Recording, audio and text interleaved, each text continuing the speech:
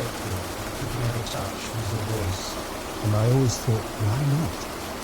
It's just another piece of electronic material like anything else. We can do what we like with it. And I think it's because what I enjoy about the use of the electronics and the computers is that they do things that humans can't do. And I really like that area just between what we can do and what machines can do. There's this sort of new area that is appearing.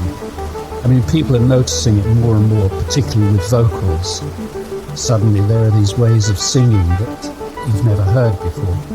And what's very interesting, of course, is that a new generation of people are learning to sing like that.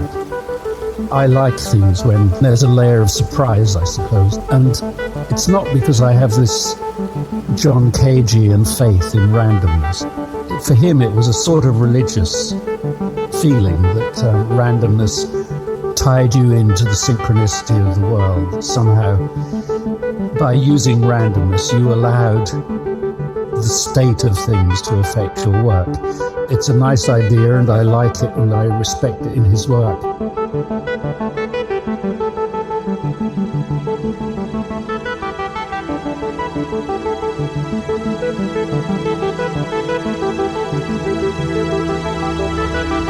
For me, it's a way of searching a musical space that I wouldn't do using just my taste. I mean, one's taste tends to propel you into the same areas over and over again. The interesting thing about randomness is that sometimes you're taken somewhere that you didn't expect to go.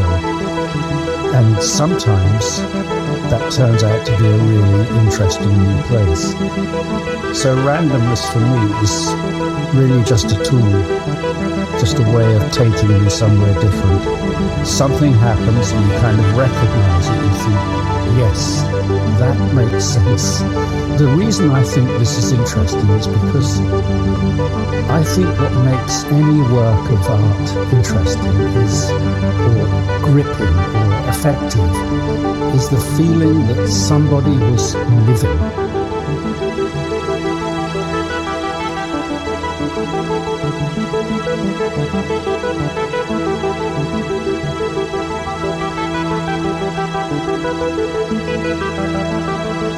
Somebody was living, somebody was alert and alive and passionate in some way. And the way you get into that state is by being in unfamiliar territory, I think.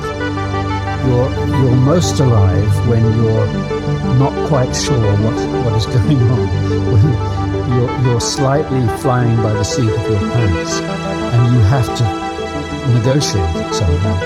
That's why we love improvisation so much, because people are deliberately putting themselves at risk in a way, soaring out into the unknown and somehow dealing with it. And that process of hearing someone dealing with it is the difference between life and death in a piece of work, I think. So I suppose all of the strategies and techniques that I use, and there are quite a lot of them besides randomness, are really ways of trying to find myself in a new place.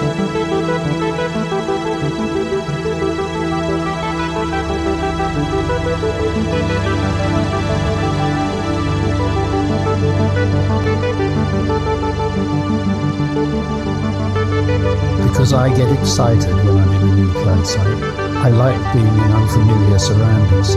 I always used to say that artists are either cowboys or farmers, really. And they're both ways of being an artist are fine. The farmer wants to find a piece of territory and fully explore it and exploit it.